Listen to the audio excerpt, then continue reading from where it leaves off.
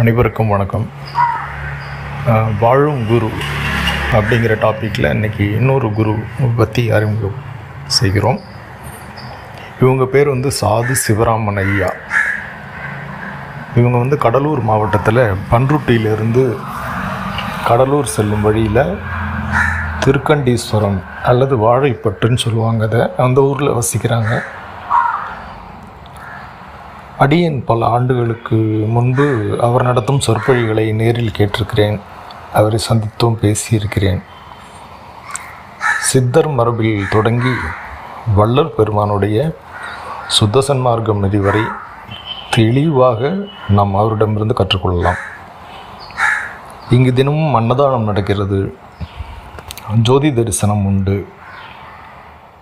இவருடைய ஒரு சிறப்பு அம்சம் என்னன்னு பார்த்தீங்கன்னா, இவர் நம்மளை மாதிரி இந்த இட்லி பூரி சப்பாத்திலாம் சாப்பிட்றது கிடையாது. வெந்நீர், அதில் கலந்த கற்கண்டுனா நாட்டு கற்கண்டு, தேன் போன்ற வள்ளற் பெருமான் சொல்லுகின்ற புழுக்காத உணவுகளை மட்டுமே உண்டு வாழ்கிறார். கடின வேலைவதும் செய்வதும் இல்லை. வள்ளலாரின் வசன பாகத்தில் வரும் ஒழுக்கங்களை கடைபிடிக்க அறிவுறுத்துகின்றார். ஜீவகாருண்யம் இல்லாத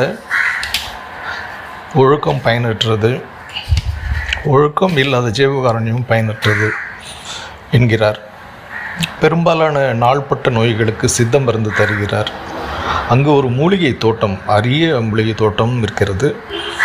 நமக்கு ஏதாவது மூலிகை வேண்டும் என்றால் கூட ஐயா கொடுத்து உதவுறாங்க. அங்கே யோகாசனம், தியானம் போன்றவையும் உண்டு. வாய்ப்பு கிடைத்தால் ஒரு முறை சென்று ஐயாவை பாருங்கள். நம்முடைய சேனல் பிடித்திருந்தால் சப்ஸ்கிரைப் பண்ணுங்கள். உங்கள் கேள்விகளை கேளுங்கள். நன்றி, வணக்கம்.